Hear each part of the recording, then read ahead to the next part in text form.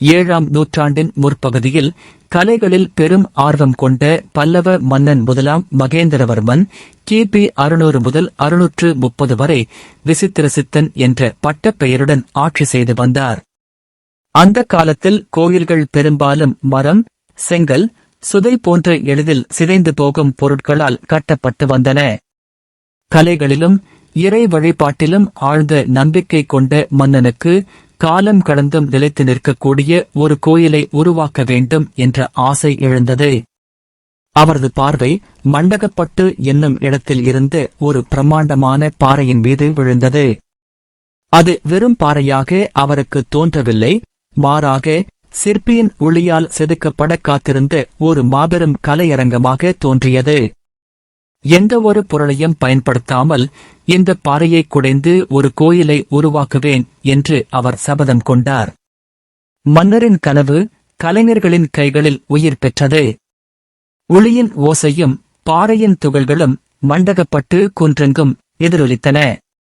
நாட்கள் பல கடந்தன. மரம், செங்கல், உலோகம், சுதை என எதுவும் இல்லாமல் ஒரே பாறையை குடைந்து பிரம்மா, விஷ்ணு, சிவன் என மும்மூர்த்திகளுக்கும் 3 சன்னதிகளுடன் ஒரு குடைவரை கோயில் உருவானது. கோயிலின் நுழைவாயிலில் கம்பீரமான வாயிற்காப்போன், துவாரபாலகர், சிலைகள் காவல் தெய்வங்களாக காட்சியளித்தன. இந்த துவாரபாலகர்களின் முகத்தில் வீரமும் கருணையும் ஒருசேர கலந்திருக்கும். அவர்களின் கொண்டை, கிரீடம் மற்றும் ஆபரணங்கள் அக்கால பல்லவ மன்னர்களின் கலையழகை எடுத்துக்காட்டின. மண்டபத்தின் தூண்கள் முதலாம் மகேந்திரவர்மனின் கலை வண்ணத்திற்கு சான்றாக நின்றன. இந்த தூண்கள் பல்லவ பாணியில் சதுர வடிவ தூண்களுக்கு நடுவே கட்டு என அழைக்கப்படும் வட்டவடிவ பகுதியைக் கொண்டு அமைந்திருந்தன. இக்கோயிலின் கருவறைகள் பாறைக்குள் செதுக்கப்பட்டு பிரம்மா, விஷ்ணு, சிவன் என மூவரும் தனித்தனி சன்னதிகளில் அமைந்திருந்தனர். அவர்களின் சிலைகள் மண்ணால் செய்யப்பட்டிருந்திருக்கலாம் என நம்பப்படுகிறது. துரதிருஷ்டவசமாக காலம் சென்றதால் அந்த சிலைகள் இப்போது இல்லை. ஆனால் அந்த 3 சன்னதிகளும் அதற்குள் இருந்த சிலைகளை தாங்கிய பீடங்களும் இன்றும் காணப்படுகின்றன. இறுதியில் மன்னன் தன் பெருமிதத்தை வெளிப்படுத்தும் விதமாக ஒரு கல்வெட்டை அதே கோயிலில் வடமொழி மற்றும் பல்லவ கிரந்த எழுத்தில் செதுக்கச் சொன்னார். அதில் மரம், செங்கல், உலோகம், சுதை ஆகிய எதுவும் இல்லாமல் விசித்திரசித்தன் என்னும் மன்னன் இந்த லட்சிதாயதனம் என்னும் கோயிலை பிரம்மா, விஷ்ணு, சிவனுக்காக அமைத்தான் என்று குறிப்பிடப்பட்டிருந்தது. இக்கோயில் வெறும் வழிபாட்டுத் தலமாக மட்டுமல்லாமல் தமிழ்நாட்டின் கற்கோயில் கலைக்கு ஒரு புதிய சகாப்தத்தை தொடங்கி வைத்தது.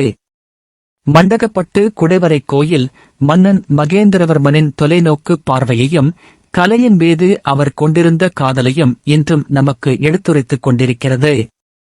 இது பல்லவர் கலைக்கு ஒரு தொடக்கப் புள்ளியாகவும் பின்னர் மாமல்லபுரம் போன்ற பல சிற்பக்கலை அதிசயங்களுக்கு உத்வேகமளித்ததாகவும் திகழ்கிறது. இந்த வரலாற்று சிறப்புமிக்க இடத்திற்கு எப்படிச் செல்வது? மண்டகப்பட்டு குடைவரை கோயில் தமிழ்நாட்டின் விழுப்புரம் மாவட்டத்தில் அமைந்துள்ளது. விழுப்புரத்திலிருந்து சுமார் 20 கிலோமீட்டர் தொலைவில் உள்ளது. செஞ்சியிலிருந்து சுமார் 17 கிலோமீட்டர் தொலைவில் அமைந்துள்ளது.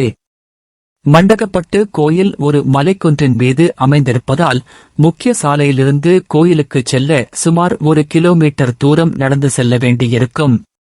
அருகில் உள்ள சுற்றுலா மற்றும் வரலாற்று இடங்கள்: தளவானூர் குடைவரை கோயில் மண்டகப்பட்டிலிருந்து சுமார் 10 கிலோமீட்டர் தொலைவில் அமைந்துள்ள இந்த சிவன் கோயிலும் முதலாம் மகேந்திரவர்மனால் கட்டப்பட்டது. இங்குள்ள குடைவரையின் முகப்பில் சத்ருமல்லேஸ்வரர் என்றழைக்கப்படும் சிற்பம் மற்றும் மகர மீன்கள் கொண்ட அழகிய தோரணம் குறிப்பிடத்தக்க கலை அம்சமாகும். செஞ்சிக்கோட்டை மண்டகப்பட்டிலிருந்து சுமார் 17 கிலோமீட்டர் தொலைவில் உள்ள இந்த பிரமாண்டமான கோட்டை இந்தியாவின் மிகப்பெரிய கோட்டைகளில் ஒன்றாகும். மயிலம் முருகன் கோவில் இது திண்டிவனம் அருகே உள்ள ஒரு சிறிய குன்றின் மீது அமைந்துள்ள புகழ்பெற்ற முருகன் கோவில்.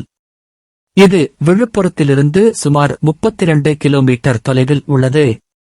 திருவக்கரை புவியியல் பூங்கா விழுப்புரத்திலிருந்து சுமார் 40 கிலோமீட்டர் தொலைவில் உள்ள இந்த பூங்காவில் 2 கோடி ஆண்டுகள் பழமையான புதைப்படிவ மரங்கள் உள்ளன. திருக்கோயிலூர் இது ஒரு புகழ்பெற்ற வழிபாட்டுத் தலம். இங்கு ஆழ்வார்களால் பாடப்பட்ட உலகளந்த பெருமாள் கோயில் அமைந்துள்ளது. 8000 கிராமம் மண்டகப்பட்டிலிருந்து அருகில் உள்ள இந்த கிராமத்தில் 1000 ஆண்டுகளுக்கு முந்தைய ராஜராஜ சோழன் காலத்து சமண மற்றும் பள்ளிப்படை கோயில்களைக் காணலாம். திருவெண்ணைநல்லூர் அருள்மிகு கிருபாபுரீஸ்வரர் தடுத்தாட்கொண்டநாதர் திருக்கோயில். வரலாற்று சிறப்பு: சுந்தரமூர்த்தி நாயனாரை சிவபெருமான் ஆட்கொண்டதாக தல வரலாறு கூறுகிறது. சடையப்ப வள்ளல் இந்த திருக்கோயிலில் இறைப்பணி செய்ததாகவும் அதனால் கவிச்சக்கரவர்த்தி கம்பர் இவரை போற்றியதாகவும் நம்பப்படுகிறது. கவிச்சக்கரவர்த்தி கம்பர் நேரடியாக இந்த ஊரில் வாழ்ந்ததற்கான சான்றுகள் இல்லாவிட்டாலும் அவரது புரவலர் சடையப்ப வள்ளல் வாழ்ந்த இடமாக இத்தலத்தின் வரலாற்றில் பதிவு செய்யப்பட்டுள்ளது. பல்லவ மன்னர்களைப் பற்றியும் அவர்களது பிரம்மாண்டமான கலைப்படைப்புகள் குறித்தும் எங்களது மற்ற பதிவுகளைக் காணவும் எங்களை ஊக்கப்படுத்தும் விதத்திலும் சப்ஸ்கிரைப் செய்து எங்களது பிளேலிஸ்டில் உள்ளவற்றை காணுங்கள். நன்றி.